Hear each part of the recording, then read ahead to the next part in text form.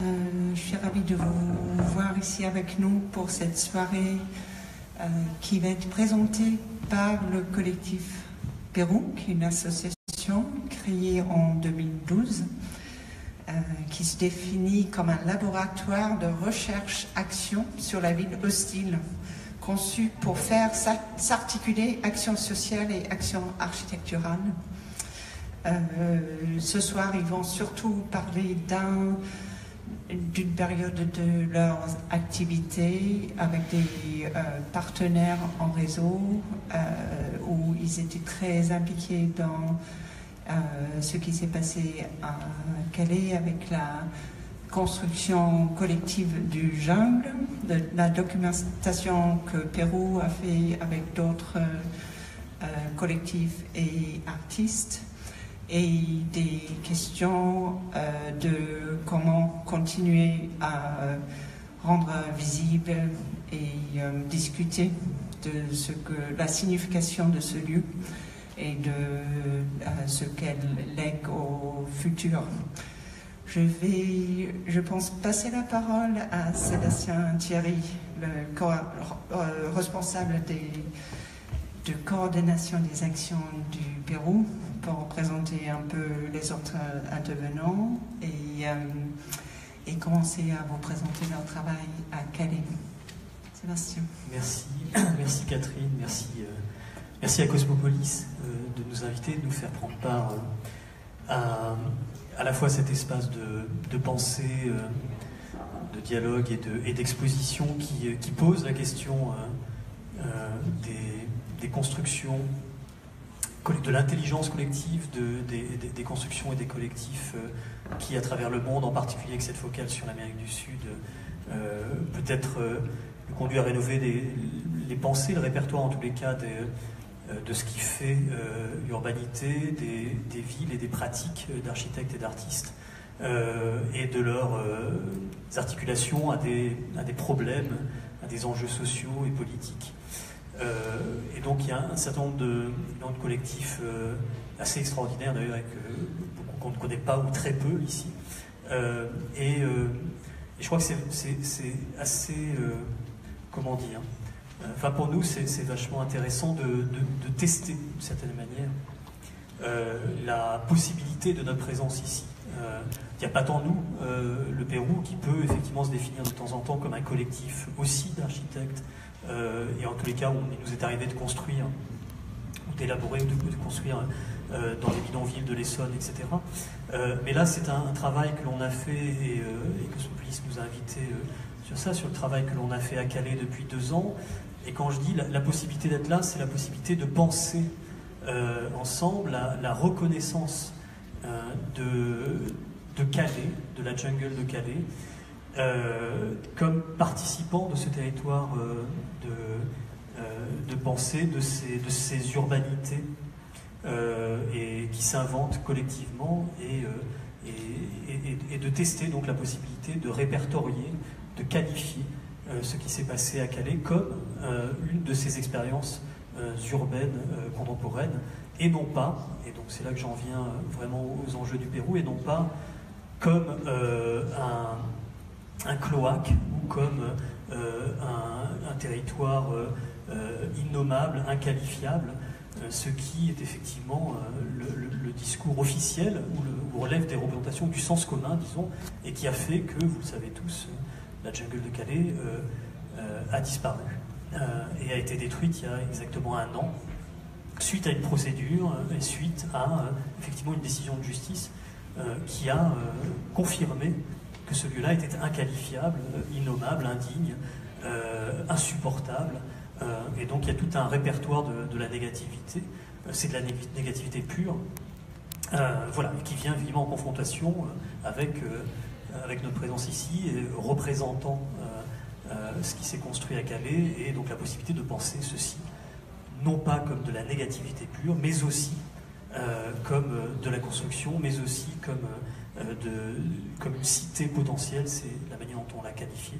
Et à partir de là, comment ceci peut dérégler des façons de penser, des façons de faire, et comment même cela peut dérégler des procédures judiciaires qui conduisent à ce que des pelleteuses soient mobilisées sur ces territoires-là. Donc c'est vraiment nous les questions qu'on se pose qui sont voilà, évidemment complexes avec beaucoup de modestie parce que c'est pas...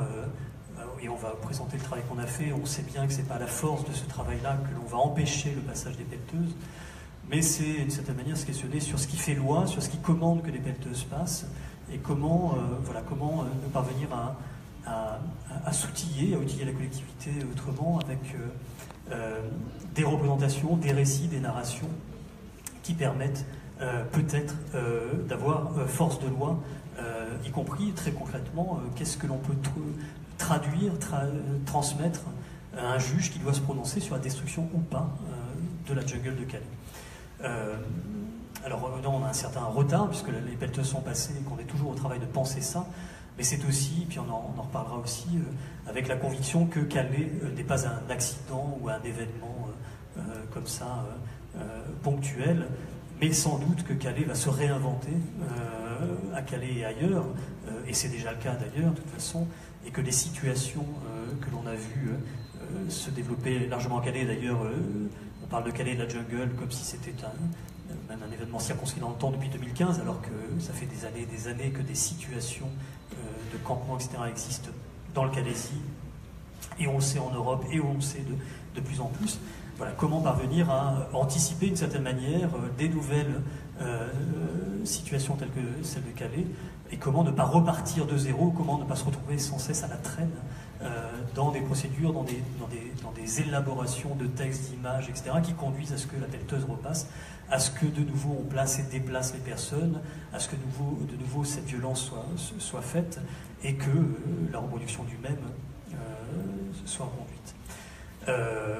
Alors, voilà, là c'était sur des questions un peu lourdes qu'on essaie de se poser. Donc on a travaillé avec des sans-abri à Avignon et à Paris, dans des bidonvilles de l'Essonne, avec des personnes dites roms, et puis depuis 2 ans à Calais, avec de nombreuses personnes avec lesquelles nous sommes ici au travail de décrire et de redécrire ce qui s'affirmait, ce qui se construisait, ce qui s'inventait, en vue de constituer une forme de pièce à conviction permettant de effectivement contredire un certain nombre de narrations et après des formes de publication visant à essayer d'obstruer le passage aux évidences et à ces évidences selon lesquelles, encore une fois, tout doit disparaître, les constructions et les hommes avec.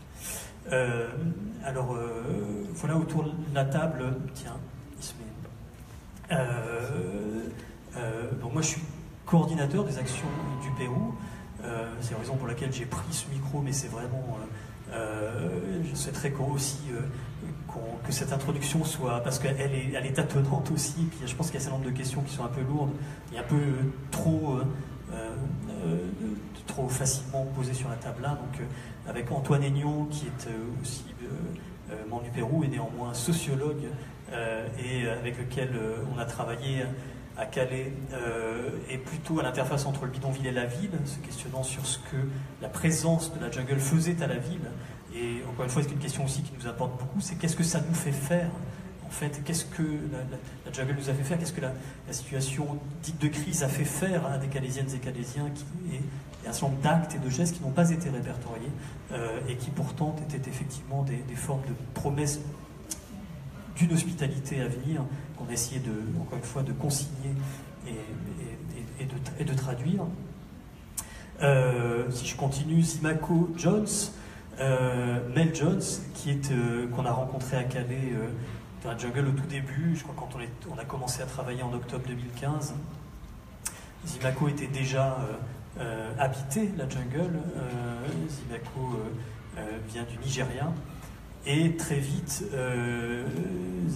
Zimaco a déjà construit l'espace dans lequel il vivait et co-construit, on va en parler, plusieurs écoles, plusieurs lieux, dont une école qui a été extrêmement importante dans la jungle, l'école laïque du chemin des dunes, et qui a été, c'est aussi important, on y reviendra, reconnue par la juge du tribunal administratif de Lille en janvier 2016 comme un lieu de vie, et qui a, dans un premier temps, bien que l'école de ces actes constructifs, etc., est traduite par un juge, et jusqu'au point où effectivement, à un moment donné, ou un temps, cette qualification-là peut faire aussi obstacle au passage de la jungle. Donc effectivement, d'une certaine manière, et c'est bien ce que l'on défend, donc Zimaco Jones est un architecte, constructeur, qui a créé un lieu de vie dans la jungle de Calais, et qui à ce titre a toute légitimité d'être là autour de la table avec nous, évidemment, et dont le travail aussi a toute légitimité d'être représenté à Beaubourg, à Cosmopolis, et ça c'est pas une mince affaire, c'est vraiment une question cruciale, et c'est une question qu'il faut qu'on questionne ensemble.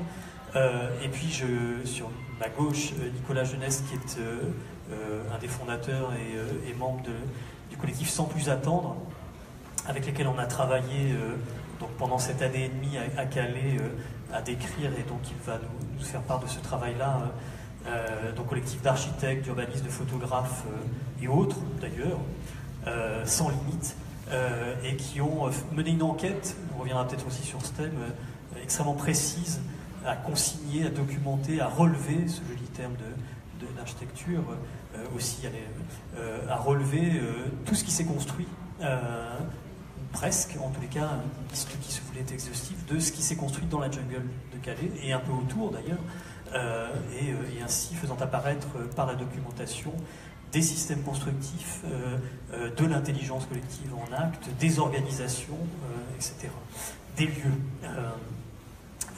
Et Charlotte Coher, architecte aussi, qui a travaillé aussi d'une autre manière, mais en même temps dans la jungle aussi. Quand je dis d'une autre manière, c'est aussi avec d'autres questions, d'une certaine manière, mais avec d'autres techniques de représentation, et c'est aussi, et donc il nous en parlera, de la manière dont le dessin, et dont des postures même de dessin, ou des techniques de dessin font apparaître autre chose et encore autre chose, et notamment sur des situations un peu plus précises, ou en tous les cas sur des organisations comme ça, particulières dans la jungle.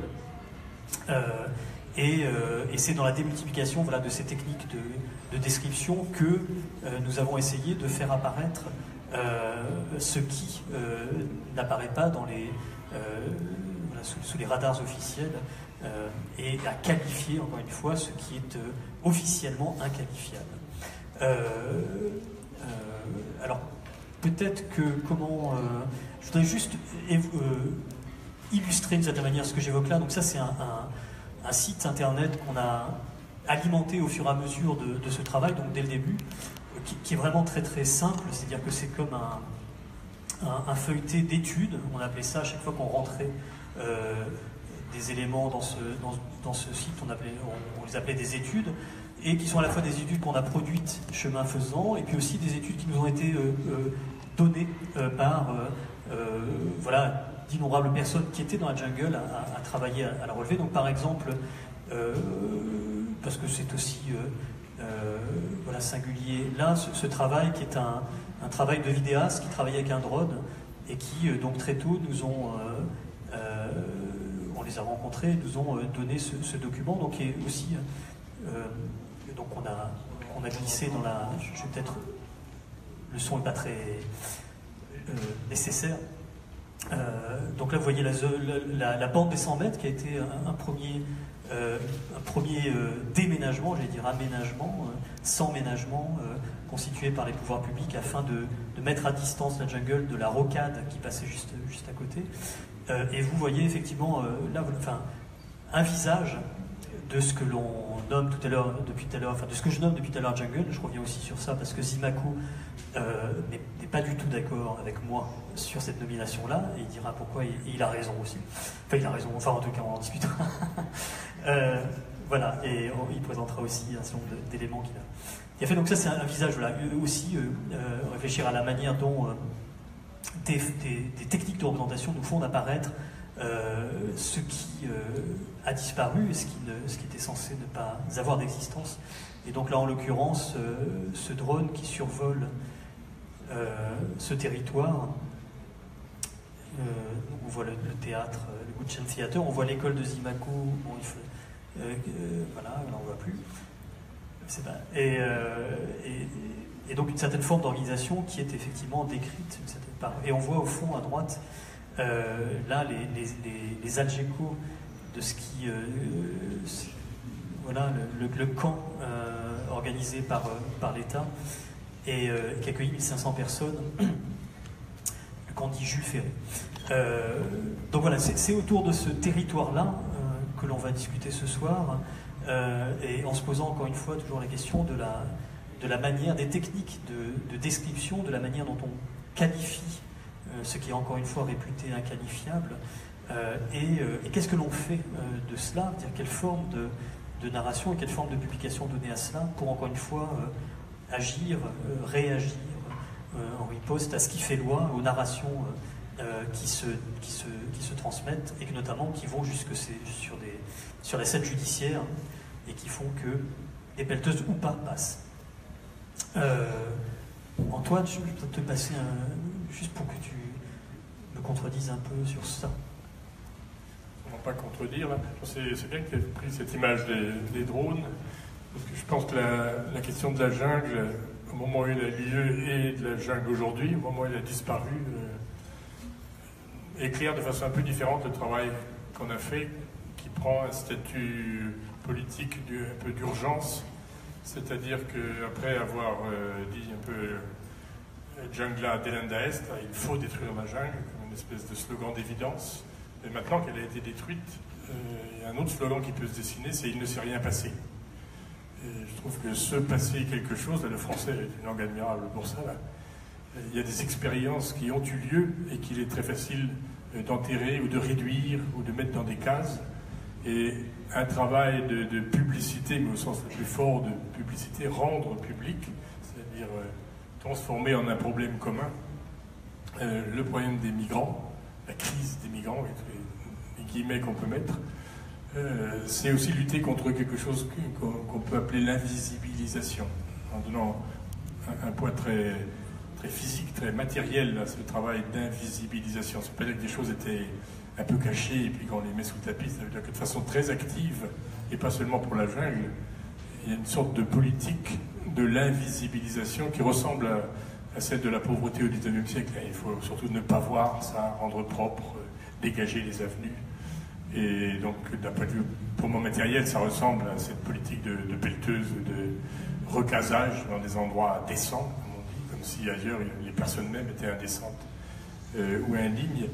Mais plus globalement, c'est ce qui est frappant dans les politiques, qu'elles soient plus de gauche libérale ou qu'elles soient plus de droite, c'est que la principale chose, c'est de ne pas les voir. Ne pas voir non pas seulement les migrants eux-mêmes, mais ne pas voir le problème. Je trouve que c'est assez amusant par les temps qui courent d'avoir presque en même temps le scandale des paradis fiscaux, le scandale du harcèlement, parce que c'est exactement ça, des problèmes publics, comme disaient les pragmatistes américains à Chicago, et on vivant à peu près le même genre d'expérience. C'est-à-dire qu'il faut nous rendre compte que ces problèmes ne sont pas leurs problèmes, hein, ils sont liés, mais de façon absolument immédiate à l'ensemble de nos problèmes actuels, et c'est probablement ça qui a beaucoup intéressé aussi tous les visiteurs qui, de toutes sortes, militants, curieux, journalistes, aides, volontaires, sont venus à la jungle, c'est qu'ils voyaient là une image même condensée, localisée, de tous les grands problèmes actuels. La circulation des biens, il y avait les camions sur la route la plus fréquentée d'Europe pour aller faire du commerce entre l'Angleterre et l'Europe, il y avait les industries détruites, le chômage, il y a aussi tout simplement la nouvelle financiarisation du monde qui fait qu'il y a un pillage systématique. Nous, on est bien dans nos démocraties parce que l'ensemble de nos biens vient du pillage du tiers-monde et ça s'est jamais vu de façon aussi violente. Tout ça, les migrants sont au cœur de ce problème-là. Donc loin d'être cette espèce de problème marginal et qui demanderait une sorte d'assistance aux miséreux, on est au cœur de nos problèmes. C'est pour ça qu'on ne veut pas les voir. En exagérant un peu, peut-être, bon, je ne sais pas, mais je pense qu'avec ce thème de l'invisibilisation, il ne faut pas seulement le voir comme une politique des pouvoirs publics, il faut le voir comme ceux d'une société comme la nôtre. Ça ressemble, c'est peut-être un peu outré comme exemple, mais celui de l'esclavage. Les philosophes, des démocrates, des gens qui étaient en train de penser la République ont accepté l'esclavage, ça veut bien dire qu'à un endroit donné, on s'est dit non, ça n'est pas de l'esclavage, non, je ne suis pas inhumain moi-même en traitant des Noirs comme étant non pas des humains, mais mes esclaves. Si je me le dis comme ça, je ne peux pas le faire. Et donc là, à mon avis, dans ce silence étonnant, cette invisibilisation des migrants, il y a une peur de cet ordre-là. Donc, on a les deux paroles habituelles, un geste, un peu de commisération, donc logeons-les dignement, mettons-en 2000 là, ben oui, 2000, vous avez la maîtrise de ce chiffre, là, pour ne pas voir l'ampleur du problème, ou alors, panique, fermons-nous, fermons les frontières, chassons-les. Et dans ce cas-là, je dis juste ça pour ça, le fait même de réorienter notre action sur le fait de rendre public, de témoigner, mais le mot témoigner n'est probablement pas le bon, hein, de rendre visible ce qui s'est passé, devient un geste politique qui redéfinit même d'une certaine façon le politique. Hein, c'est peut-être d'autres petits points que je peux faire. Je pense que moi, je ne viens pas du tout comme sociologue pour appliquer de la sociologie. J'apprends dans la jungle d'expériences limites, d'expériences de fragilité qui sont en même temps extrêmement créatives. Et à cet endroit-là, on apprend ce que c'est qu'une autre façon de faire politique, qui est non pas de s'opposer avec une certaine bonne conscience, de s'opposer à un système, mais de voir au contraire dans toutes les failles de ce système se recréer des mondes à venir. C'est ça le pari un peu positif du Pérou, c'est pas du tout d'édulcorer la situation, dire ces migrants sont très gentils ou bien c'est beau ce qu'ils ont fait. La jungle est une horreur, elle a été créée par les conflits politiques entre la mairie, des argumentations avec les ministères de l'Intérieur, elle a été mise dans l'endroit le plus sale du coin, le plus loin de la ville possible, et alors il n'y a pas dû d'édulcorer ça, et là-dessus, pourtant, avec cette force collective que donnent aussi des situations de crise forte, c'est créé quelque chose qui, vers la fin, avant d'être détruite, ressemblait à une ville méditerranéenne comme il y en a tant. Hein. Donc un des slogans un peu provocateurs du Pérou, c'est qu'une ville, c'est un bidonville qui a réussi. C'est ça qu'on veut dire quand on dit que cette expérience-là, il ne faut pas la raser, ni physiquement avec les pelleteuses, ni maintenant, historiquement, je dirais, comme un non-événement, quelque chose qui ne s'est pas passé. Il faut lui redonner toute sa consistance comme un événement du futur, tout simplement. C'est ce que l'idée de ville potentielle dit aussi. Non, ces problèmes d'inégalité nord-sud, d'accroissement de misère ou du pillage, des questions d'environnement, hein, qui aussi font partie de ces problèmes publics, et de cette refermeture sur elle-même des États-Unis qui disent, ben oui, on se rend compte que pour vivre riche chez nous, on n'essaie plus maintenant de rendre tout le monde riche, c'est pas possible. Et donc on reste riche chez nous et on s'oppose aux autres pays du monde. Donc on est dans des situations qui sont des situations de violence globale forte, et les migrants, c'est ceux qui sont sur cette frontière-là, hein, qui ne viennent pas là pour s'amuser, qui viennent là dans des situations de contraintes très fortes de leur pays, et qui s'aperçoivent que tous ces problèmes sont les nôtres, sont un autre, un peu curieux, un autre qui est ce monde actuel, c'est cette espèce d'envers de la mondialisation, qui était vu d'en haut comme une organisation bénéfique qui apporterait le bonheur à tous, et qui maintenant se joue réellement. Il n'y a plus un problème local qui ne fait pas directement écho à nos façons de fonctionner. D'où l'importance, je pense, moins de témoigner qu'on ait fait de lancer des récits pluriels, de remettre des images, de remettre des mots et de faire exister ce qui a existé. C'est comme ça que je vois un peu le travail actuel du Pérou. Sébastien faisait allusion à une situation politique qui n'était pas facile, pas forcément claire. C'est assez différent que cette injonction politique habituelle à l'action. Il s'agit pour le moment peut-être moins d'agir. Il faut agir, aider, après tout, construire des baraques, s'occuper à ce que la chapelle soit plus vivable, abritée, accueillir, c'est très important. Il faut aussi faire exister cette question comme étant la nôtre, ce nôtre étant à construire, nous, eux et nous, ensemble, dans ce monde actuellement fragmenté, mais fracture, fragmenté, faille, fragilité, c'est les mêmes mots. Et c'est sur les failles de ce monde pluriel en train d'advenir, avec des horreurs et avec des richesses et des créations fortes, une invention collective forte, qu'il y a une chance, peut-être, sans garantie, de promouvoir d'autres façons de gérer, je mets entre guillemets le mot gérer, cette crise des migrants, tous ces mots-là à mettre entre guillemets. Merci, très bien. On peut aussi, je sais pas, sortir de ses gonds, poser des questions, être pas d'accord, ça, sinon on tourne. Nico ? Oui ? Allez, Nico. Je te file. Bonsoir, vous m'entendez comme ça? Je ne vais pas trop revenir sur ce qui a déjà été dit et sur l'importance de se souvenir de ce qui s'est passé. Je vais plutôt essayer de vous raconter assez rapidement comment j'ai travaillé avec tout un groupe sur ce lieu, sur ces constructions. On était une dizaine de personnes avec majoritairement des architectes mais aussi des photographes, des journalistes, des urbanistes et une géographe. S'être retrouvé un petit peu par hasard dans un camion pour aller découvrir ce que c'était que cette construction. Et on a entamé un travail en fait de relever des constructions qui avaient été réalisées par les habitants de la jungle. Avec non pas l'idée, comme on en a l'habitude quand on est architecte, de faire des projets, de construire, d'apporter des solutions, parce que ça a été un réflexe assez fort au début, mais plutôt de rendre compte, de regarder et de représenter les constructions individuelles ou collectives qu'on pouvait rencontrer là-bas.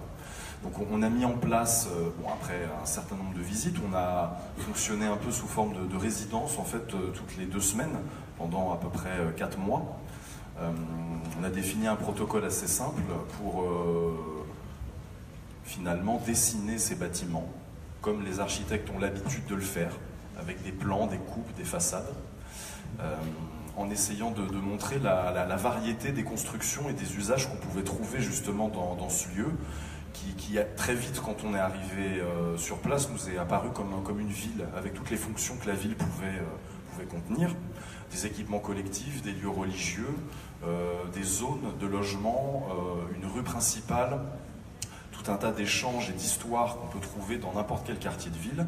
Et en essayant de se cantonner au dessin et de faire ce qu'on sait faire d'habitude, on a essayé de retranscrire par des détails, par des dessins, par une série de légendes que vous allez découvrir là, toutes les histoires et tout un tas de fonctionnements ou d'anecdotes, d'histoires qu'on pouvait recueillir là-bas, puisque c'est vrai que c'est un lieu où il y a énormément d'échanges humains, tout le monde se parle, tout le monde s'invite, on est tout le temps sollicité dans énormément de rencontres. Donc on va...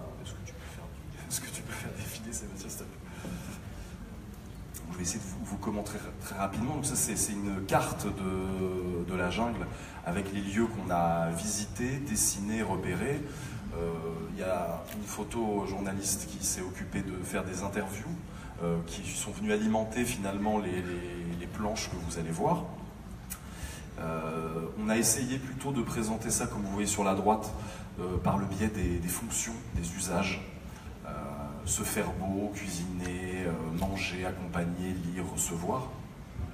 Et apprendre, puisqu'il y a une partie sur l'école de Zimaco aussi, mais je pense qu'il vous donnera plus de détails après.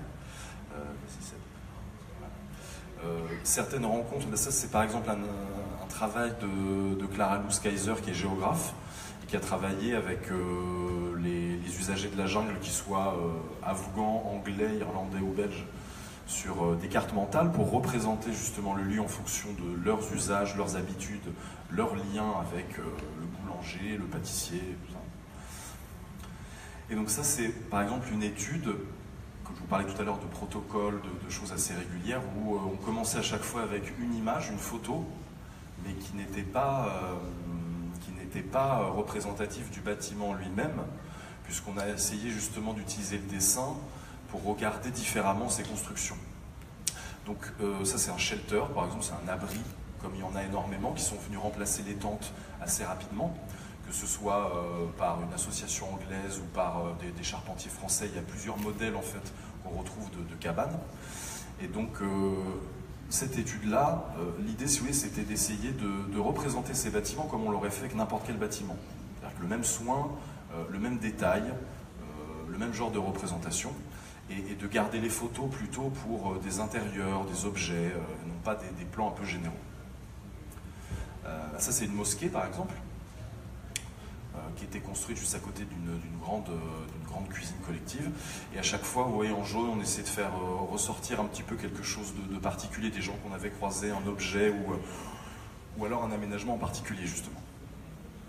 ou là par exemple des écritures sur le nom de la mosquée, qui s'appelle la mosquée Bilal Ben Rabah, qui est le premier muezzin, compagnon de Mahomet. Mais elle s'appelle tout Bilal Ben Rabah en fait, les mosquées, donc on était un peu perdus au bout d'un moment. Ça, c'est un exemple de cuisine collective de jeunes Belges qui sont venus avec une tente et qui se sont retrouvés à construire une espèce de forteresse qui fabriquait environ 1000 à 1500 repas par jour. Ils distribuaient gratuitement ces repas. Donc vous imaginez la logistique qu'il faut derrière. On parlait d'intelligence collective, de construction à plusieurs. Ça, c'est un assez bel exemple puisqu'il y a un collectif d'architectes belges, une association qui fabrique des repas, des bénévoles anglais, avec même des chambres sur place qui se sont relayés pendant à peu près un an pour distribuer des repas quasiment tous les jours à hauteur de au moins 1000 repas par jour. Ça, c'est donc l'école laïque du chemin des dunes. Ouais, on pourra y revenir avec Zimaco. Qui n'est pas juste une école, il y a un dispensaire, il y a des infirmiers, il y a des salles de cours, il y a des chambres, il y a énormément de choses. C'est comme une espèce d'ensemble de bâtiments, d'équipements collectifs. Ça, c'était un hammam dans lequel on peut venir... En fait, là-bas, les douches sont limitées à 3 minutes, ce qui crée une certaine tension entre les gens. Pas mal de bagarres qui sont justement 6 minutes, on dit là-bas. Plusieurs témoignages, mais en tout cas, c'est assez court. Donc là, c'est un lieu où, moyennant 1,50 €, 2 €, donc ça, il faut les avoir, on pouvait passer à peu près 3/4 d'heure à se laver tranquillement, à se faire couper la barbe. Donc il y a un certain confort qui peut être trouvé là. Ça, c'est une autre bénévole. Il y a une petite mention, et ça, si ça vous intéresse, je vous invite vraiment à regarder ce qu'il y a sur la plateforme Réinventer Calais sur la warehouse, qui veut dire hangar en anglais, et qui est un lieu qui a abrité environ 50 associations qui ont, que ce soit pour construire des abris, trier des vêtements, préparer des repas, et offrir tout un support logistique matériel aux habitants de la jungle, occuper ce hangar pendant plus d'1 an, avec des chiffres qui donnent mal à la tête quand on voit ce que les gens peuvent justement construire ensemble, organiser ensemble, avec énormément de bénévolat mais aussi énormément de salariés. C'est-à-dire qu'il y a eu énormément de recrutement, de CDI dans les associations, énormément de carrières en fait qui ont été amorcées puis très vite avortées ensemble. Et peut-être l'objet le plus représentatif de cette warehouse, c'est ce shelter, qui est une espèce d'abri d'environ 2,50 m par 2,50 m, une espèce de petit cube en bois préfabriqué, qui a permis de finalement remplacer les tentes, comme je vous disais tout à l'heure. Il y avait environ 80% des habitants de la jungle à la fin qui disposaient d'un shelter, à 1, 2, 3, 4 personnes. Ça pouvait se monter très rapidement, et l'usine dont je parlais à l'instant, on a produit plus de 40 par jour pendant à peu près toute une saison. Que ça, c'est aussi un exemple d'efficacité, d'économie, de productivité, entre guillemets, assez incroyable. On voit juste sur ces exemples que ça peut servir à dormir. On a vu des cuisines, on a vu des douches, on a vu des boulangeries, on a vu tout un tas de fonctions qui se sont installées finalement dans ces shelters. Alice était une bénévole. Le Kaboul Café, encore un café, parce que boire du thé, manger des nanes était quand même une activité assez première dans la jungle. Il y a peut-être une église orthodoxe éthiopienne, qui est une véritable citadelle en fait au milieu de la jungle. C'est le bâtiment le plus haut de la jungle, avec une charpente quand même assez incroyable, avec des fortifications autour, avec des gardes qui surveillaient l'entrée pour permettre de filtrer, pour que ça reste un lieu calme, gérer un peu le débit et éviter aussi certains conflits. Et puis finalement, des lieux réservés à des Éthiopiens ou à des Érythréens qui pouvaient ici venir se laver, manger, être ensemble. Un lieu assez particulier en tout cas. Une librairie, très petite mais très compacte, avec des livres absolument partout. 3 tôles et 4 cailloux pour tenir le toit, ça suffisait. Il y avait beaucoup d'enfants qui allaient justement dans cette librairie. Ça, c'est une maison communautaire de Bidoun du Koweït, qui est une communauté qui ne vit pas très bien au Koweït, puisqu'il n'existe pas en fait. Donc ils ont quelques problèmes par rapport à ça. Il y a un mouvement permanent de gens qui venaient, qui remplaçaient les uns les autres dans des chambres communautaires. Ça, c'est un bâtiment construit par Charpentiers sans frontières, je crois, qui est une permanence juridique qui permettait de recueillir les plaintes pour agression policière ou maltraitance de gens en colère dans le quartier, qui était un très, très joli bâtiment qui était un des éléments un peu remarquables de la jungle qui a malheureusement brûlé sans que personne ne sache pourquoi. Ça c'est un des nombreux restaurants, le White Mountain, avec une photo d'une série pakistanaise beaucoup suivie par énormément d'habitués. Du thé, des chichas, des naans, des plats, c'est vraiment un lieu de convivialité, un peu comme un grand salon de thé, un fumoir. Et puis alors ça c'est une espèce d'album photo que je découvre, voilà. Tout simplement, de souvenirs. Voilà. C'est très difficile, en plus je sais qu'on n'a pas énormément de temps et j'ai pas envie de vous raconter toutes les 1000 histoires qu'on a pu vivre là-bas. En tout cas, avec le recul, je me rends compte plus aujourd'hui finalement de la valeur que peut avoir ce travail, dans le fait de se souvenir de ce que ces gens ont pu construire ensemble avec quand même très peu de choses, très peu de moyens. Si j'étais un peu caricatural, je dirais que c'est quand même un exemple d'économie, d'écologie, de vivre ensemble, de débrouillardise, d'entraide et de tolérance que j'avais jamais vraiment croisé avant. Et s'il y avait peut-être une chose que j'aimerais bien rappeler et essayer de garder en tête pour la suite, que ce soit pour moi dans ma pratique ou pour d'autres cas de figure, puisque comme ça a été dit auparavant, je pense qu'il va y avoir d'autres jungles, il va y avoir d'autres shelters, warehouses et compagnie. C'est quelque chose qui a été extrêmement inspirant et qui montre qu'on peut vraiment construire des choses incroyables avec très très peu de moyens. Et je trouve qu'on devrait s'inspirer un peu plus de cette expérience-là plutôt que de la confiner à l'oubli. Tout à fait. Eh bien, c'est exactement sur ce sur quoi je vais rebondir, car c'est en tant qu'architecte que j'ai regardé la jungle et comment dans ma pratique elle m'est apparue comme même une source d'inspiration pour les urbanistes que nous sommes. Pendant le travail fait à la jungle, évidemment, la jungle n'était pas encore détruite, hein. Donc on n'avait pas ce recul. Je m'excuse, je vais lire un texte et puis si je m'appuie, ouais, et puis j'arrêterai. Voilà, tu me diras si c'est pénible.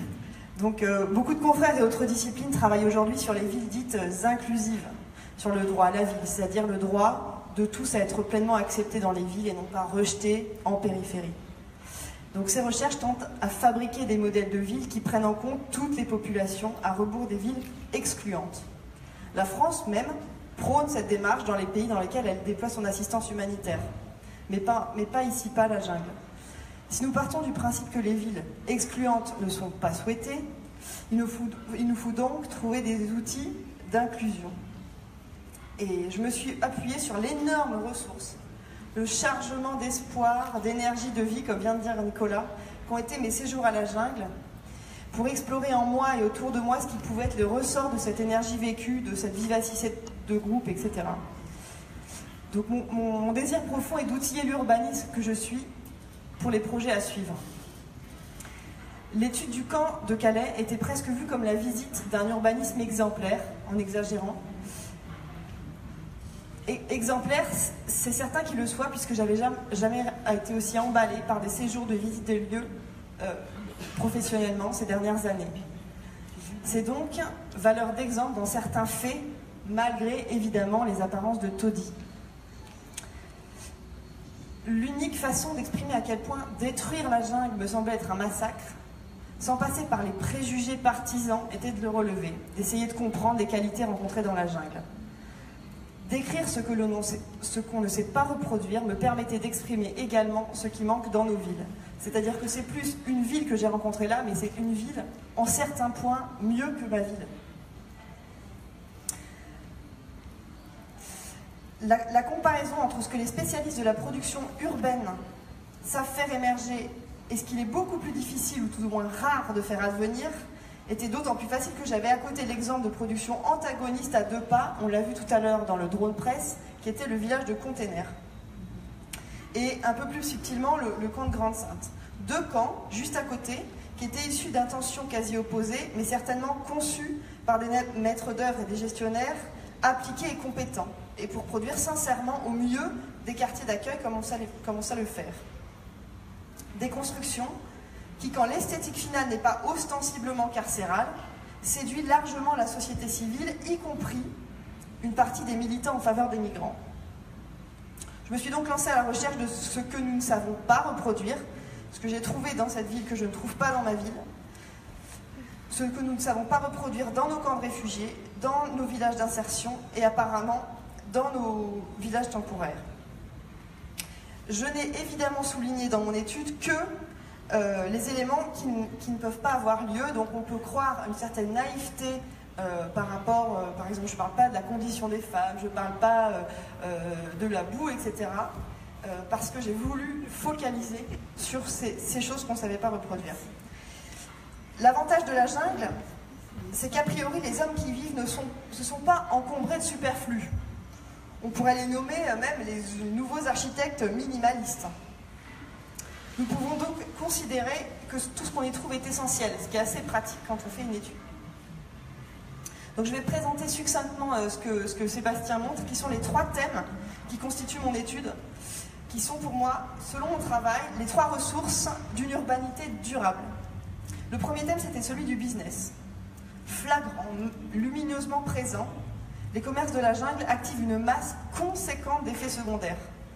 Ça peut paraître banal, mais nous savons tous à quel point il est difficile de faire pousser dans nos villes, dans nos bourgs, dans les commerces. Et leur essor dans la jungle révèle probablement une péréquation délicate, mais qui eut lieu malgré le fait que l'argent et le business soient pourtant interdits à ces gens, puisqu'un réfugié n'a pas le droit de travailler. Je ne suis pas vraiment légitime pour affirmer quelles conditions ont permis cette péréquation d'un essor entrepreneurial incroyable, mais on peut quand même observer, et c'est ce que je disais dans mon étude du business, qu'on était sur un réseau de nœuds routiers européens avec une aide alimentaire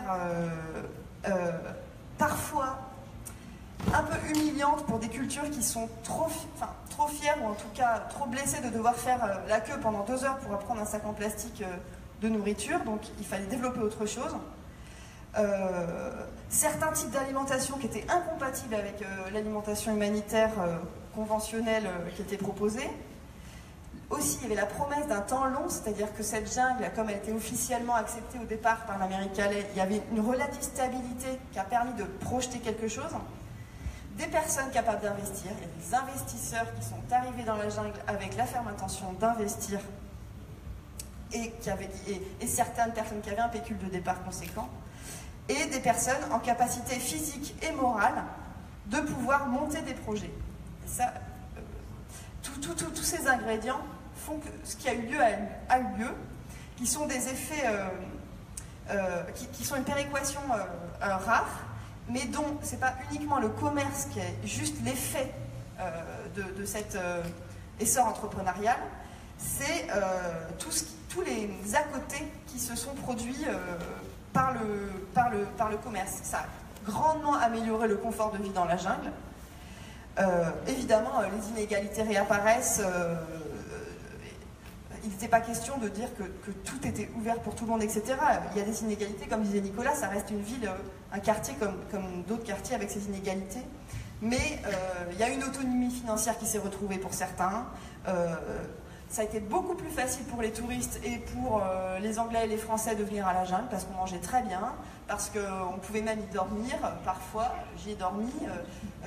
C'est-à-dire qu'avoir un endroit où on peut recharger son téléphone, où on se sent bien, où on va se poser pour discuter, débriefer, dessiner ses plans, on peut rester pendant 5 heures sans que personne nous embête, etc. C'est un confort pour venir travailler, aider, comprendre ce qui se passe et se faire surprendre, qui va bien au-delà de juste le fait qu'il y ait quelqu'un qui soit en train de faire un business. Voilà, et puis donc tout autre ressort avec la possibilité peut-être à certains, je ne sais pas si ça a eu lieu ou pas, mais de rencontrer un investisseur, et puisque les 8 boulangeries de Nannes avaient tant d'essor, peut-être que quelqu'un a dit bah, moi tu m'intéresses avec ta boulangerie de Nannes, viens on va monter un business à Calais, ou je ne sais pas, il y a peut-être eu des rencontres qui ont amené à une insertion plus large. Donc ça, la première, c'est le business. La seconde, c'est le collectif. Le mot communauté, Mirès, il n'avait pas cette connotation un peu éthique, donc j'ai appelé cette étude symphonie. pour décrire les traces, les lieux d'une espèce de symphonie communautaire. Une superposition de groupes plus ou moins conscients et plus ou moins mis en réseau, qui éloigne radicalement la jungle de nos théories urbaines de pseudo-villes denses, de nos cadastres, avec le plein, le vide, l'espace public, l'espace privé. Là, le public et le privé étaient complètement remélangés, et une superposition de groupes de solidarité, d'amitié, d'urbanité, était vraiment très riche dans cette ville-là. Je sais pas où... Voilà, symphonie. Non, vas-y, tu peux continuer un peu symphonie, comme ça je regarde. Donc ça, c'est nos cadastres de villes conventionnelles. Et puis derrière, c'est des études de toutes les formes de privatisation qu'on avait. Alors par exemple, dans la Main Street, j'ai, on va dire, jaugé ce qui était privé du public un petit peu avec les regards. C'est-à-dire que quand je pouvais passer et que personne ne me regardait, j'estimais qu'on était vraiment dans un flux presque comme une ville à Paris, etc. Et plus j'avançais dans des zones qui étaient jusqu'au privé, plus on commence à me dire bonjour. Ça veut dire que je suis dans un endroit qui est un petit peu plus privé. On me dit bonjour, viens, rentre dans ma maison. Là, ça veut dire que je suis presque déjà chez lui, peut-être déjà chez lui. J'ai l'impression d'être dans la rue, mais c'est pas le cas. Et puis on me dit bonjour avec un regard moins sympa ou quelque chose comme ça. Je pense que j'ai été trop loin, donc je dois peut-être être dans la cour privée ou la cuisine extérieure d'un groupe, etc. Donc c'était toutes ces formes d'interpellation qui me permettaient de comprendre un petit peu ce qu'on a plus avec nos portes d'entrée et nos cadastres jaunes et blancs, quoi. Et donc cette ouverture des espaces publics, ou en tout cas cette ouverture des espaces privés, ça permettait évidemment la rencontre. Si j'ai pu y dormir et faire des rencontres, c'est pas que je suis plus courageuse ou que je suis très sociale, c'est parce que quand on passe au milieu d'une espèce de grande cuisine collective avec des gens qui nous disent de venir, c'est pas très compliqué, c'est-à-dire que la rencontre se fait beaucoup plus facilement. Et moi ça me manque dans ma ville. Enfin, la dernière étude en cours, c'est une réflexion sur l'hospitalité. Mais qui font plutôt l'hospitalité non comme une morale, dans le sens où mon hospitalité, ce serait plutôt le droit de faire hospitalité.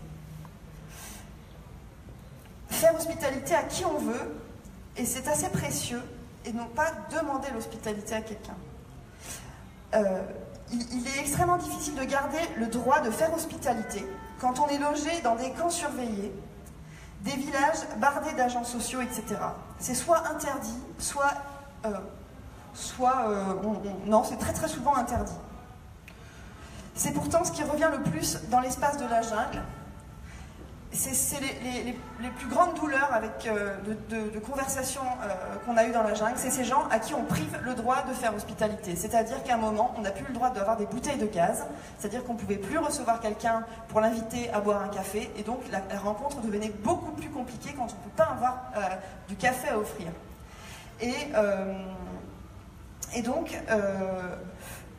il y avait là le plat du pauvre. Toujours, évidemment, on partage le plat. La chambre d'amis, des multiples signes d'invitation, des écriteaux, des signalétiques à n'en plus finir, de bienvenue, de welcome in home, etc., qui sont des signes où on dit « j'ai le droit de t'inviter chez moi ». Et on a travaillé régulièrement dans des situations de villages temporaires, etc. Et l'interdiction de faire hospitalité est d'une violence phénoménal.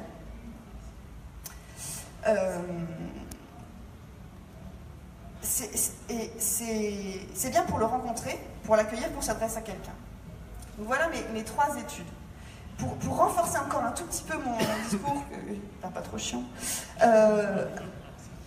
afin de renforcer les ponts entre la jungle, qui obtient quand même une difficile légitimité urbaine dans le sens commun, et une difficile influence sur les villes, les vraies villes. Je peux associer ces 3 études avec l'exposition récente à la Biennale de Venise d'un Canadien qui a essayé de raconter quels étaient les outils d'une ville inclusive, et le pavillon allemand a décidé de représenter l'Allemagne avec ces outils-là. qui s'appelle Arrival City, qui est un livre de Doug Saunders qui a été traduit et qui dit que la ville inclusive, c'est une ville avec un prix de l'immobilier abordable, un accès à l'emploi, des commerces de petite taille et de petites échelles faciles à monter, un accès au transport public et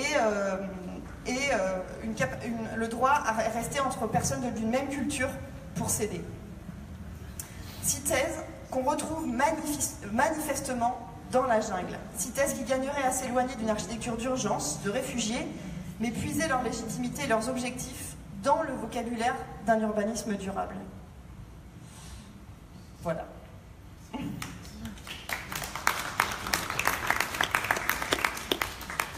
Zimaco,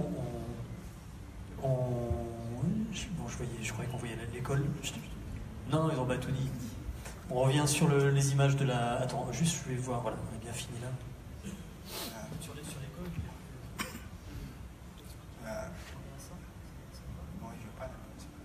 bonsoir à tous. Moi, c'est Zimaco Mel-Jones. J'ai un message à passer. Pour moi, si la France, si les Calaisiens ont voté Natacha Bouchard, ce qui est sûr, ils ont voté l'immigration. Si les Niçois ont choisi Estrosi, ce qui veut dire qu'ils ont choisi l'immigration. Si les Français ont voté Nicolas Sarkozy et François Hollande, fils de migrants, je suis sûr qu'ils ont voté l'immigration. Et ces derniers, ce sont mes neveux et mes nièces. Aujourd'hui, ils nous tournent le dos et ils ferment les frontières. Et nous sommes bloqués à Calais. Moi, j'étais arrivé en France en mars 2013. J'étais à Nice. Puis la nuit de 31 décembre 2014 au jour de l'an 1er janvier 2015, j'ai fait un rêve. Puis j'ai eu dans le rêve j'ai eu un message de venir à Calais, créer une école pour tous, une école laïque pour changer l'image de l'immigration.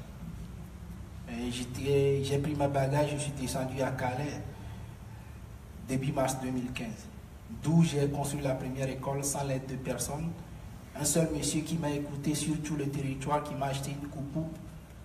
Et Dieu merci, j'ai pu couper les branches des arbres pour créer la première école. Et l'inauguration de la première école était faite le 11 juillet, samedi le 11 juillet 2015. On n'a pas chanté la Marseillaise en ce moment. Et puis, l'école très médiatisée, c'était sur un terrain de 7 mètres sur 4. Normalement, en France, c'est une classe pour 3 ou 4 personnes. Mais le jour de la rentrée, lundi le 13 juillet, on a eu plus de 80 élèves au premier cours. L'école était victime de son succès, super médiatisé en plus, et j'ai décidé d'agrandir l'école. Puis j'ai agrandi la classe adulte 3 fois plus grande que la première, une classe pour les enfants parce que les familles arrivaient, c'était l'été, les familles arrivaient en masse et les enfants se promenaient dans la boue. Pour moi, prendre soin de ces enfants est très nécessaire parce que les villes d'à côté, Calais et Ouaplage et Marc, les enfants ils vont à l'école, ils ne se promènent pas dans la boue, ils ne sont pas désespérés. Mettre les enfants sur le bon chemin était une nécessité pour moi. D'où j'ai construit l'école des enfants, une infirmerie parce que si quelqu'un est blessé dans le camp, les pompiers ils mettent 4 heures de temps avant d'arriver.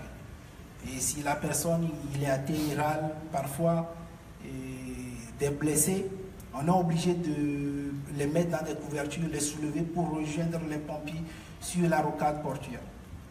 C'est pour ça que j'ai construit l'infirmerie.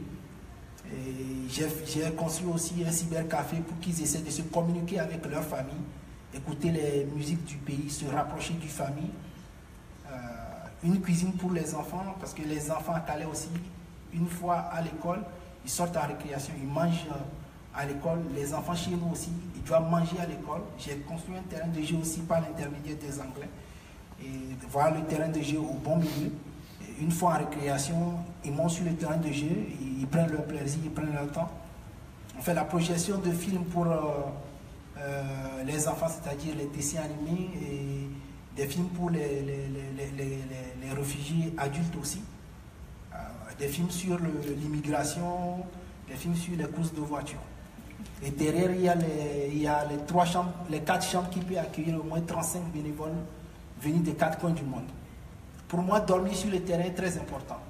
Si le gouvernement français peut dormir, prendre une tente, aller dormir à Stalingrad ou soit à la Chapelle, je suis sûr que le lendemain, il trouvera vite le problème. S'il dort, quelqu'un qui dort dans une chambre à 4 étoiles et qui mange 3 fois par jour, il y a de l'eau pétillante, il y a de la salade, il y a de la viande, il y a du vin, du whisky, il ne trouvera jamais le problème. Spécialement, j'aime pas le terme jungle parce que pour moi, quand on dit ils habitent dans la jungle, ils ont tous peur de moi parce que si vous approchez de moi, je viens ici, je vais vous dévorer tous. J'ai changé le nom de jungle en forum pour le respect des droits humains. Sarkozy, comme je l'ai dit, Sarkozy, Escrozi, tous leurs papas étaient migrants. Personne, aucun journaliste n'est allé frapper à leur porte. Oh, voyez, aujourd'hui, vous êtes issus de l'immigration, qu'est-ce que vous pouvez faire? Oh, personne n'a jamais dit Sarkozy était un migrant. Aucun journaliste n'a pas dit ça. Pourquoi il nous appelle aujourd'hui? Mais pourtant, nous sommes les oncles de Sarkozy. Son père était un migrant, nous sommes migrants en conclusion, nous sommes ses oncles. Et lui, il est mon neveu. Mais personne n'a pas trouvé la question à lui poser. C'est pour ça, moi, j'ai changé le terme de jungle en forum pour le respect des droits humains. Forum, un lieu de vie. Parce que quand nous étions arrivés, effectivement, c'était une jungle. Mais par nos mains et ce qu'on a dans la tête, on a pu changer ce lieu de forêt, en quelque sorte, jungle, en un lieu de vie. Il y a eu une école, il y a eu une église, il y a eu des églises, des écoles, des discothèques, des hôtels, même les Calaisiens, soit les touristes, soit les Anglais, ceux qui sont de passage, les journalistes, une fois qu'ils arrivent à Calais, qu'ils cherchent à manger, ils mettent sur Google des restaurants, ils prennent une voiture, ça les amène jusqu'au camp. Et ils mangent 2 euros, 3 euros. Mais ils se posent des questions, on est toujours à Calais, ils disent ouais, vous êtes à Calais, vous êtes les bienvenus. Et comme ils le savent tous, on a fait de partage à Calais, partager comment est-ce qu'on dit, notre nourriture, les accueils, par exemple, j'hébergeais, il y a d'autres aussi qui hébergeaient, et surtout l'amour du prochain. Un jour, j'étais à l'école, il y a un fasciste qui est arrivé. Il m'a dit, Zimako, toi, on n'a rien contre toi. Il dit, pourquoi tu dis ça? Il dit, je vais te voir. Puis il m'a dit, j'étais arrivé ici, avant, au début, il n'y avait pas de la lumière. On rentrait au camp la nuit, on saignait les gens. Avec des coups de marteau, des pinces, on saignait les forests.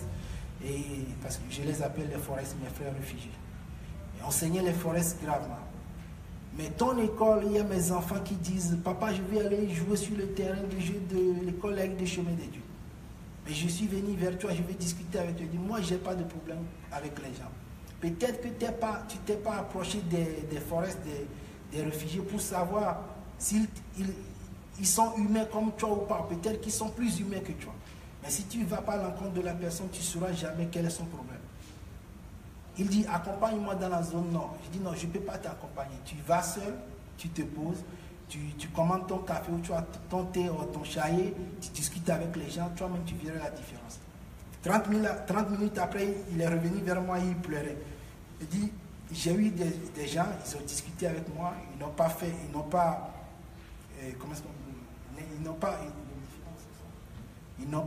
vu la différence entre moi et eux. Ils m'ont pris dans les bras, il y a d'autres qui m'ont embrassé. Mais moi, ma famille même est très loin de moi. Ils ne m'ont jamais appelé frère. Il y a des gens qui m'ont appelé frère. Ils disent, effectivement, si tu ne t'approches pas d'eux, tu ne sauras pas le problème. Aujourd'hui, cette personne, il a adopté un Afghan de 17 ans. Parce qu'il s'est rendu compte que l'amour du prochain est le contact humain est plus intéressant que ce qu'il a chez lui. Aujourd'hui, après le démantèlement du forum, les réfugiés recommencent par revenir à Calais. Ils sont à peu près plus de 1000. Et c'est le forum de Calais qui a donné l'ultimatum au camp de la ligne à Grand-Sainte. Et c'est le forum de Calais qui est à la base de l'immigration, les gens qui sont actuellement à Stalingrad, à Paris.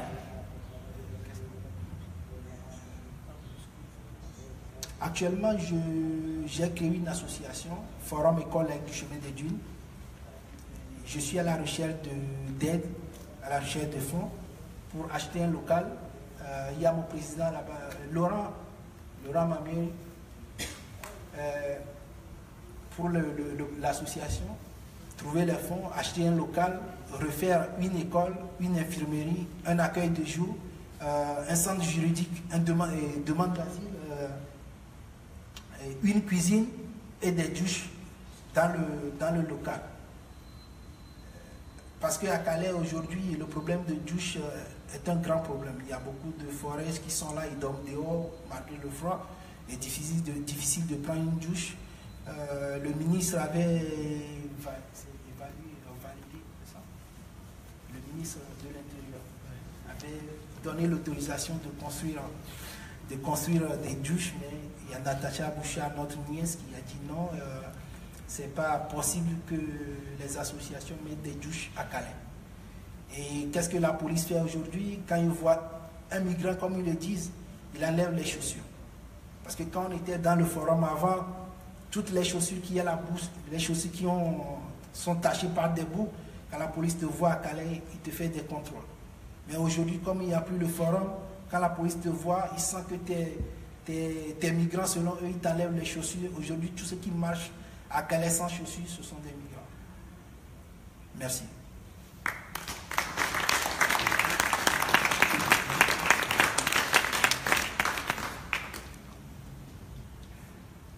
On peut faire tourner les questions juste pour un des derniers actes administratifs de la mairie de Calais, c'est un arrêté du 18 janvier 2017, une fois que la jungle, le forum ont disparu.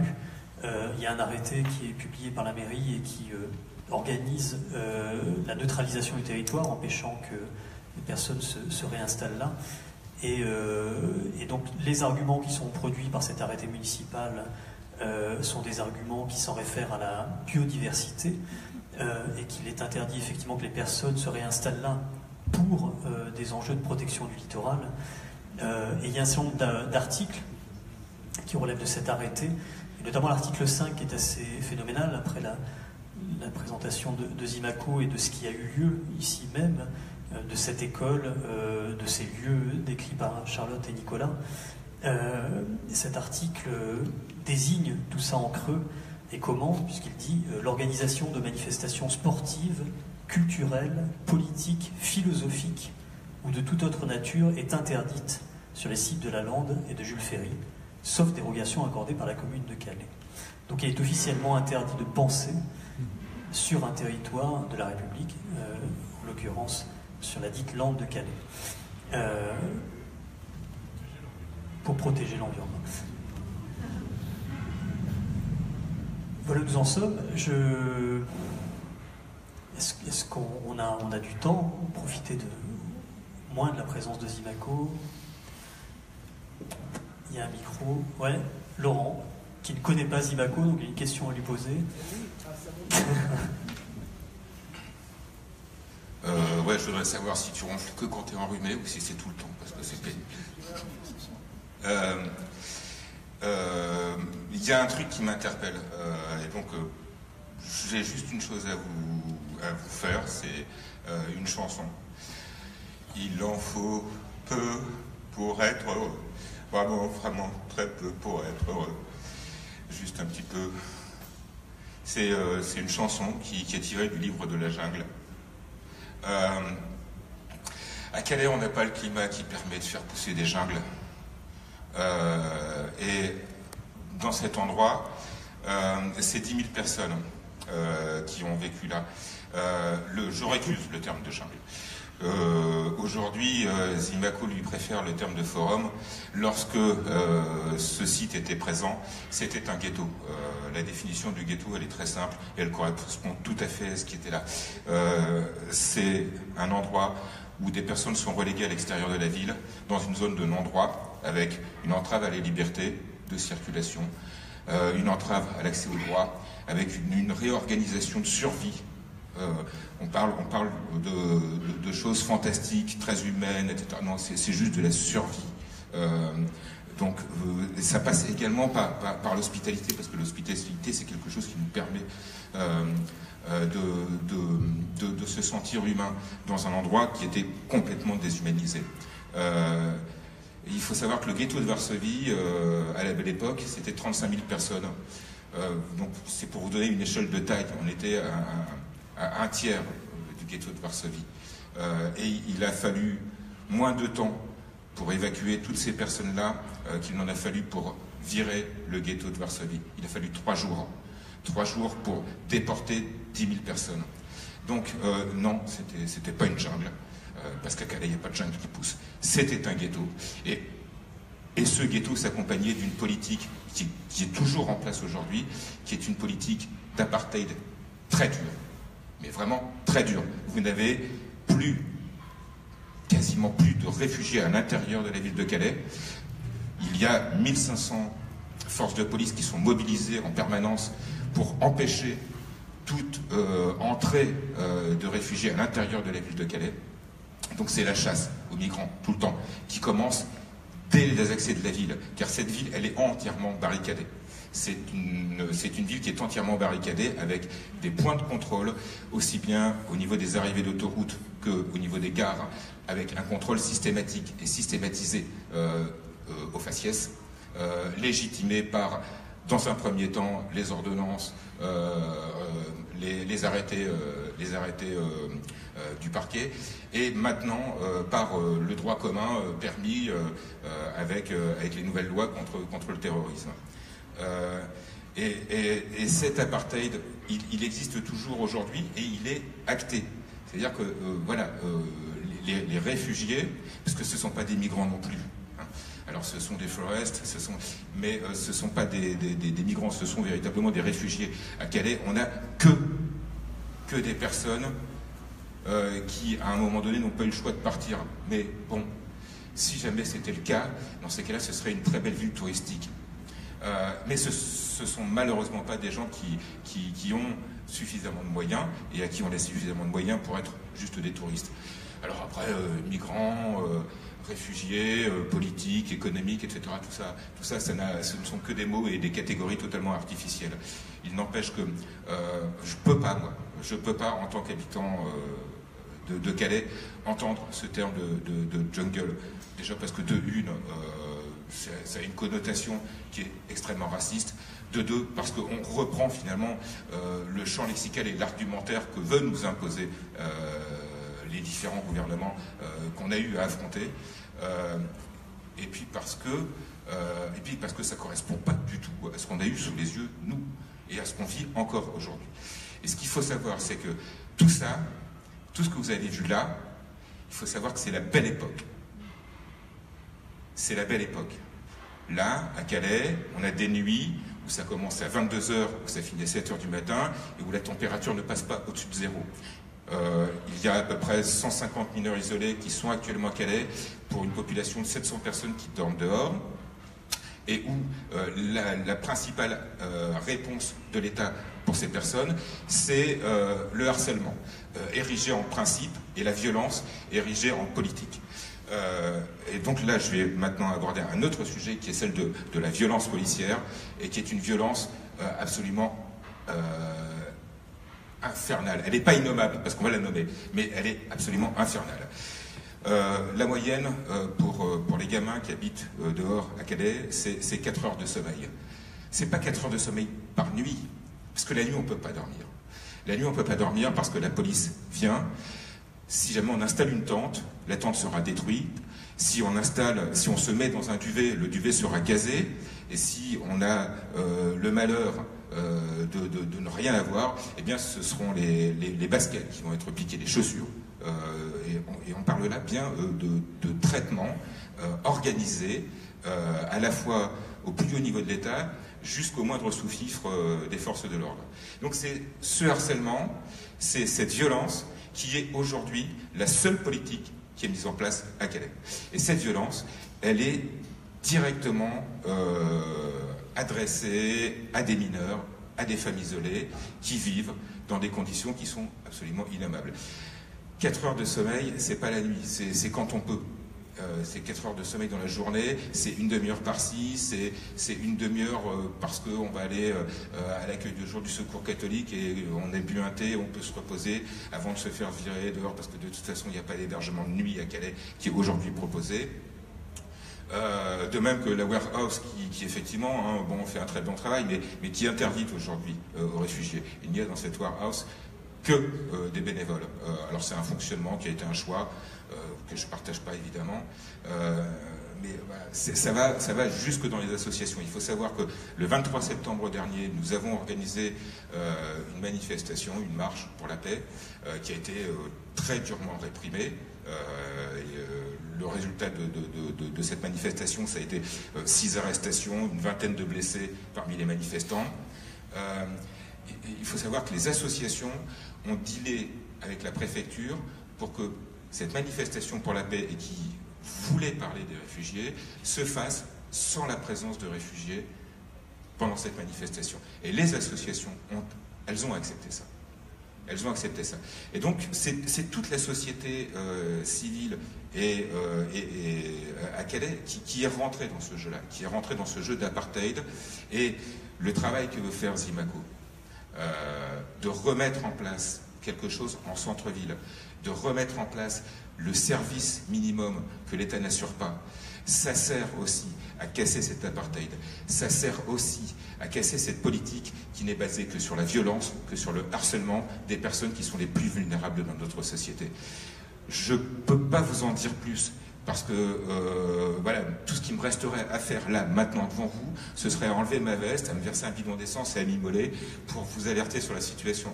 Mais je peux vous assurer.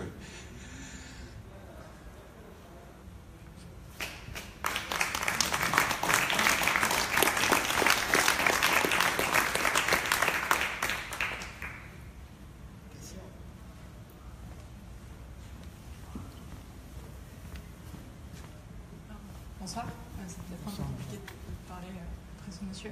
Je m'appelle Kaina, je suis architecte depuis pas très longtemps et c'est des questions... Le micro un peu plus. Ah pardon, comme ça, vous m'entendez? C'est pas vraiment une question peut-être, mais une remarque que j'aurais. Vous avez évoqué au début de la conférence le cas de l'Amérique latine, donc qui est peut-être, oui, un cas extrêmement similaire, peut-être à une autre échelle, peut-être aussi dans d'autres conditions, on va dire, politiques, peut-être humaines. Mais ce qui m'intéresserait, c'est que d'un point de vue juridique, donc on voit qu'il y a, enfin, clairement, le monsieur parlait vous parliez des violences policières, donc je pense que c'est aussi dû à une politique de la ville. Et c'est des questions qui m'ont intéressée pendant mon diplôme, notamment parce que j'ai dû avoir affaire aux politiques de la ville, notamment des mairies communistes, qui n'étaient pas forcément, enfin, qui dans l'idée étaient pour, mais qui dans les actes étaient contre par rapport à la population autour, qui a peur de ce qu'on ne connaît pas. Et en fait, ce que je me demande, c'est est-ce qu'il n'y a pas une espèce de flou juridique ou une espèce d'action qui serait, on va dire, en dehors du système juridique, qui pourrait permettre, dans un premier temps, j'imagine, une pérennité pour ces villages, pour ensuite construire autre chose. Je ne sais pas si je suis assez claire.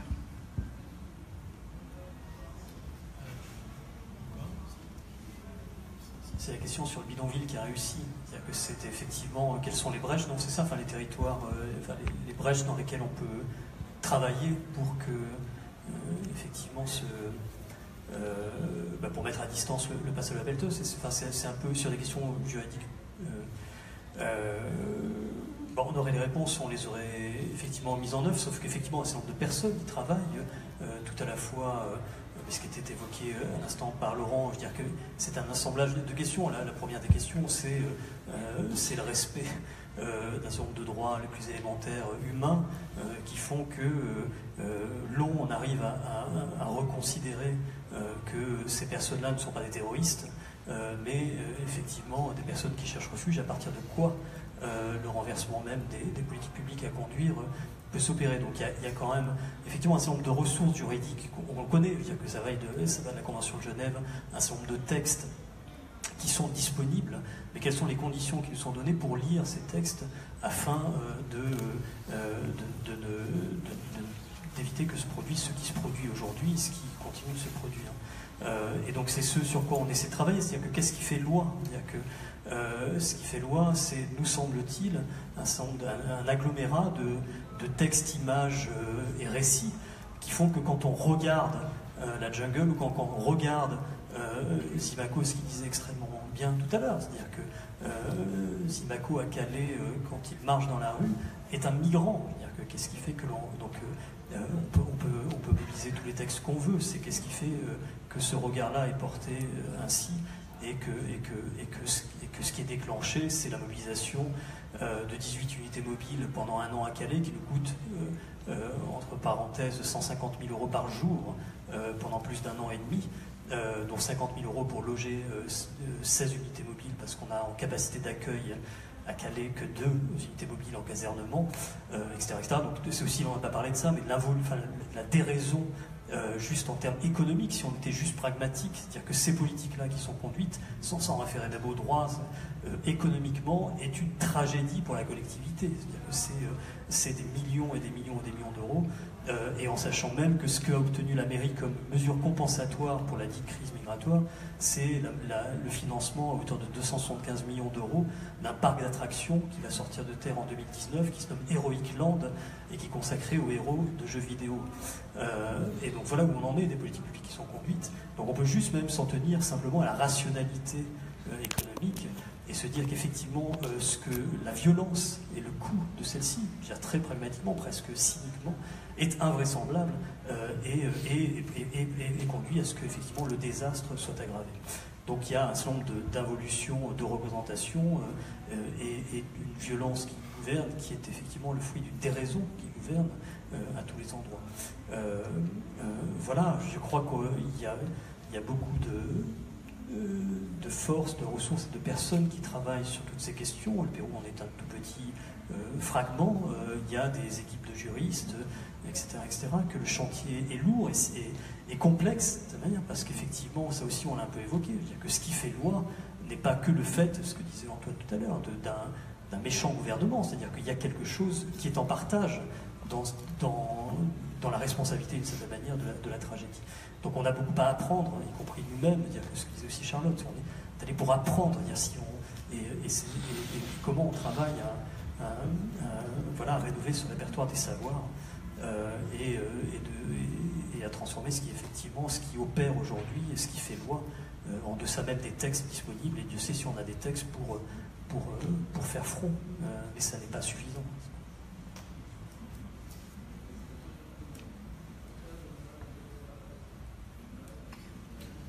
Bonsoir. Non, je me posais la question de savoir si dans votre travail d'inventaire, ou je ne sais pas si le terme est le bon, mais de l'espace que vous avez parcouru et qui a maintenant une autre forme, est-ce que vous avez relevé aussi les zones d'inconfort, parce que vous parlez beaucoup de visualiser ces endroits comme une ville potentielle, enfin je ne sais pas comment vous en parlez, mais c'est ce que j'ai compris, ou que ça pouvait être peut-être l'embryon d'autre chose, etc. Et je ne vois que des relevés de solidarité, voilà. Or, j'imagine qu'il y fait très froid, qu'il y fait très sale, qu'il est difficile de s'y laver, voilà. Et toute cette violence humaine, j'imagine, participe du projet de transformer cet embryon de ville en autre chose, et que l'évaluation doit se faire à tous les niveaux si on veut upgrader la chose, enfin je sais pas comment on dit. Voilà. Juste, alors Charlotte va répondre techniquement, mais juste un point de principe.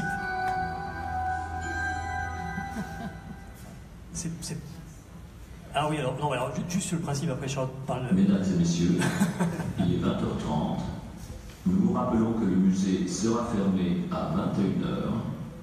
Dès 20h50, nous vous inviterons à bien vouloir regagner la sortie. Merci. Merci. Non, le Pérou, quelles que soient les... Donc on était à Calais pendant 2 ans, enfin toutes les situations sur lesquelles on travaille, elles sont caractérisées par le fait que ce sont des situations qui sont de crise et que la boue, la violence, le froid, etc. sont contenus même dans le fait qu'on y soit. C'est-à-dire qu'on ne travaille pas on travaille à Jungle parce que la situation est complexe. Donc déjà, juste la complexité, elle est contenue dans le fait qu'on y soit. Ce sont bien des situations qui sont caractérisées par le fait qu'elles sont invivables. La question que l'on se pose, et c'est la raison pour laquelle on fait ce travail-là, c'est comment effectivement sortir de cette situation invivable, qui implique qu'elle est invivable parce qu'il y a de la violence organisée, parce qu'il y a de l'abus, parce qu'il y a des non-aménagements, etc. Donc c'est un ensemble d'éléments qui concourent à l'inhabitable. Et la question, c'est comment on en sort. Et juste la méthodologie qu'on met en œuvre, tout ce travail-là, c'est de se dire, première hypothèse, on détruit, on évacue, on expulse, on place et on déplace. Et celle-ci, elle est, disons pragmatiquement aussi, ça fait des années qu'elle est expérimentée, et on voit, sans question morale, qu'elle fait se reproduire le même. Donc c'est une hypothèse qui a été mise en œuvre et qui est nulle et non avenue, on peut conclure ça. Deuxième hypothèse, celle sur laquelle on travaille, c'est se dire comment effectivement on repère dans ce qui est une situation désastreuse, ce qui n'est pas de l'ordre du désastre, et on suit l'hypothèse, et ce qu'on a élaboré dans un faux magazine municipal qu'on distribue dans la rue de Calais, que l'une des réponses plausibles possibles à mettre en œuvre, c'est faire de la place à ce qui est au milieu du désastre n'est pas de l'ordre du désastre. Donc on cartographie ce qui s'affirme, ce qui s'invente, ce qui se construit, comme effectivement une ressource méthodologique pour penser la transformation de ces lieux-là. Donc la question de la complexité et de la difficulté, elle est inhérente au récit qu'on en fait, et d'ailleurs on le traduit, on se dit bien qu'il faut en sortir, il faut transformer la situation. La question, c'est quelles sont les ressources de la transformation, et l'hypothèse qu'on produit, qu'on propose, c'est de partir de ce qui n'est pas le désastre et comment on travaille à intensifier, à augmenter la réalité urbaine de cela. Excusez-moi, mais pourquoi ne pas cartographier l'invivable pour justement le traiter? Vous avez l'air de cartographier le vivable pour... Oui, c'est une excellente question. C'est juste qu'avant d'avoir les moyens de pouvoir le traiter, il s'agit de convaincre. Et donc, parler de la jungle comme un potentiel, comme un bidonville qui pourrait devenir ville, ça pourrait être quand même vu comme un préalable. C'est-à-dire que c'est comme quand on travaille dans les bidonvilles en Essonne, etc., où la première chose dite, c'est qu'il y a plein de déchets. Bon, effectivement, je pense que ma propre maison serait la même si on arrêtait de me ramasser les poubelles devant chez moi. C'est-à-dire qu'on ne ramasse pas les poubelles chez les gens, donc il y a des déchets. Donc il y a aussi le fait que la politique fabrique la situation, mais avant même de devoir trouver 500 000 € pour m'acheter un camion benne, j'essaye d'utiliser un autre levier qui est de dire il y a des méthodes pour, ceci pourrait devenir une vraie ville, tout comme aujourd'hui plein d'urbanistes analysent des bidonvilles à Rio, etc., en disant ceci est un bidonville qui, avec telle mesure, pourrait devenir une ville. Mais avant d'en être là, il faut voir que c'est une ville potentielle, c'est-à-dire que là, Calais, c'était même pas un bidonville, c'était rien. Et donc, c'était un petit peu pour rappeler qu'on était sur de l'urbain, parce que là, pour l'instant, c'est une lande. Voilà. Et le récit du désastre est tout combien fait à longueur de journaux, de papiers, de reportages, etc. Donc, c'est-à-dire que finalement, on est bien au courant. C'est-à-dire que je pense que vous le saviez. Je parle pas de récit, je parle d'inventaire. Oui, mais l'inventaire, oui. Après, l'inventaire, la Datar a fait faire un inventaire il y a quelques vingtaines d'années, trentaine d'années, etc., en assumant que les personnes qui font l'inventaire ne sont pas des spécialistes, mais sont des personnes qui font des inventaires partisans. Et donc, c'est aussi un petit peu ce qu'on raconte, c'est-à-dire que moi, je fais l'inventaire qui m'intéresse, Nicolas fait... C'est-à-dire qu'on a tous un inventaire qui est aussi le nôtre, et on n'est pas mentionné par le ministère pour faire une espèce de fausse idée de la réalité qui, en fait, n'existe pas. Je pense qu'on assume tous d'être une forme d'artiste, sauf que si on dit qu'on est artiste, on n'est pas entendable en tant que spécialiste. Mais en tout cas, voilà, je pense qu'il y a ce côté partisan qui est assumé. Il y a eu une expérience de ce genre-là à laquelle j'ai fait allusion. C'est Chicago, dans les années 30, là où des sociologues, des enquêteurs, des psychologues très informés au sens anglais du terme par le pragmatisme, mais ont oublié les grands textes philosophiques, se sont aperçus de ce que c'était qu'une ville moderne. Après, ça a été pris dans d'autres courants, c'est de l'interactionnisme symbolique, pas du tout là. Il y a une série d'enquêteurs qui se sont dit, mais là, il y a des horreurs, il y a de la violence, il y a de la drogue, il y a des clans qui se battent entre eux, et alors, c'est là que s'invente la ville moderne. Et ce geste-là est le contraire de la programmation. C'est-à-dire, donc c'est pas une réponse directe à vous, c'est le danger de mêler une envie légitime de sortir de l'horreur et la posture même qui consiste à dire quelle horreur et nettoyons-la. Donc c'est sur cette frontière-là que le Pérou, qui se fait aussi critiquer à gauche et à droite, tient une ligne qui est en effet un peu difficile à formuler, donc je vous remercie de votre question, et qui consisterait en quelque sorte à dépasser l'indignation, parce que c'est une interrogation sur nous-mêmes. C'est que quand je m'indigne, indigné, ça veut dire que je suppose que les autres personnes sont dans une situation d'indignité. Or, l'expérience, et le mot expérience fait aussi écho à cette posture pragmatiste, genre regardons des réalités plurielles, violentes, déchirées, pas du tout un monde joyeux et sympathique, se disent mais c'est là, il n'y a pas d'autre monde que celui-là, qu'est-ce qu'on fait avec ce monde-là? Or, ça va de points très concrets, c'est-à-dire cette expérience qu'on a tous eue dans la jungle, d'une joie, d'une force, une capacité de création très puissante, et surtout de l'autre côté, que le geste programmateur, écrire ce qu'est l'avenir. Je ne vois pas ce qui se passe là, bien, mal, très bien. Il faut aussi écrire ce qui se passe mal, hein, ça, vous avez raison. Je l'éradique pour faire un plan. Alors ce geste pour les architectes, il a beaucoup de sens. Hein. Partir de ce qui existe, la formule elle est vraie, hein, elle est trop simple. Ce qui existe, on ne le sait pas. Il est pluriel, il est ouvert, il est en train de se faire par les acteurs eux-mêmes.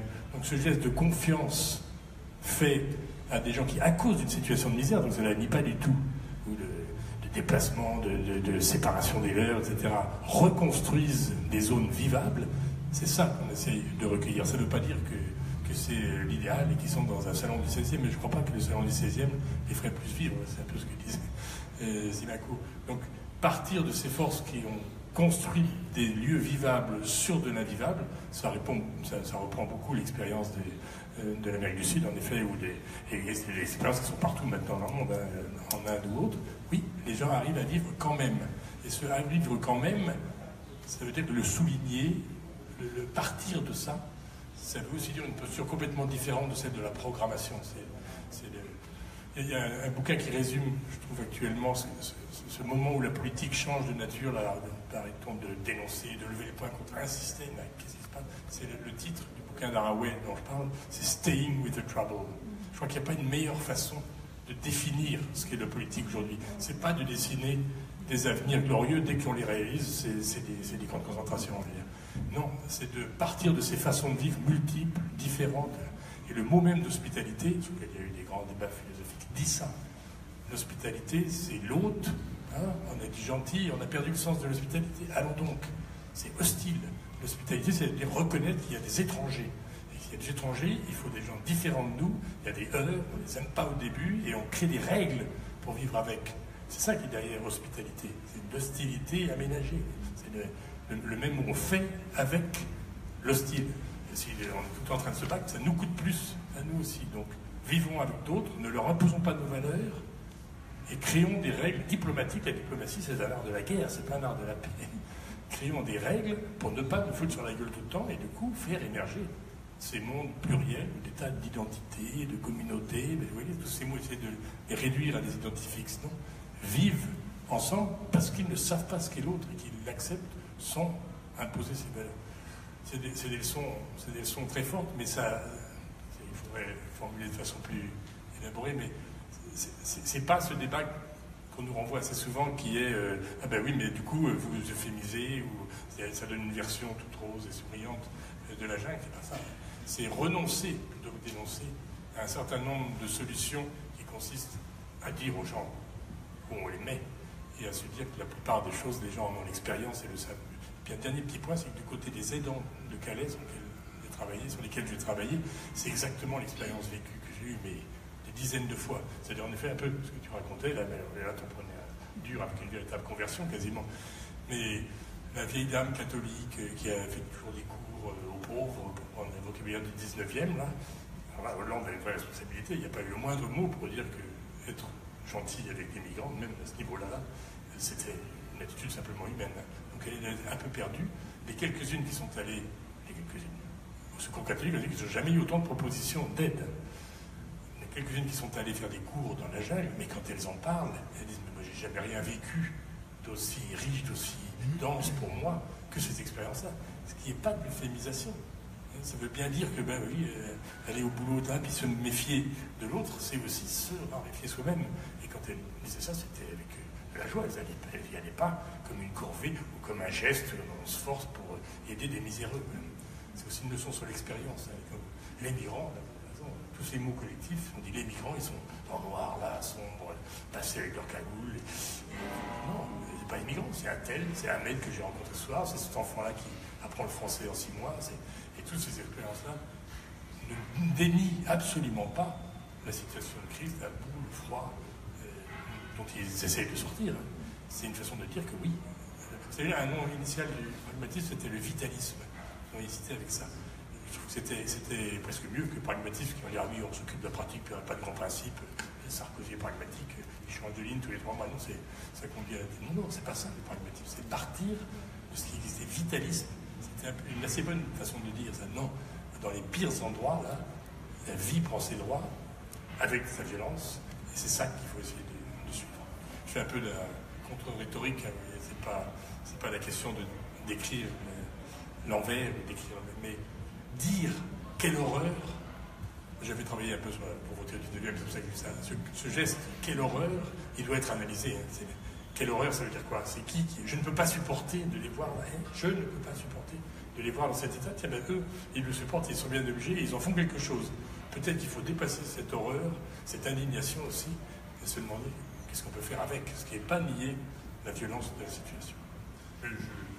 Je voudrais juste ajouter très rapidement quelques mots, puisque vous parlez d'inventaire. Je pense aux rats, par exemple, je pense aux maladies, je pense aux violences policières, je pense à toutes ces choses dont effectivement on n'a pas énormément parlé ce soir.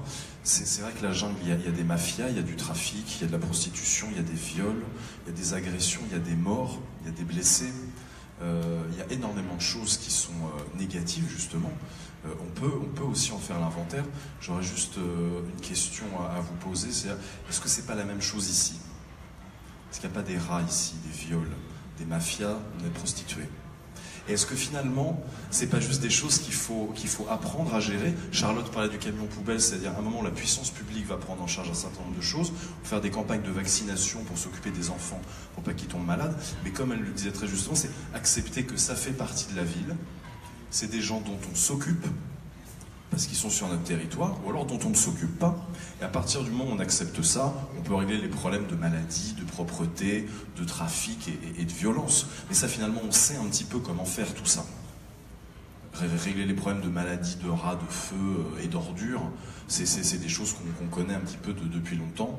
Et je ne connais pas, moi, de ville où il n'y a pas des problèmes comparables, même si c'est pas la même échelle, c'est pas forcément la même violence. On peut retrouver des phénomènes assez semblables dans tous les environnements urbains du monde, pour moi. Grand merci. On va devoir en finir là.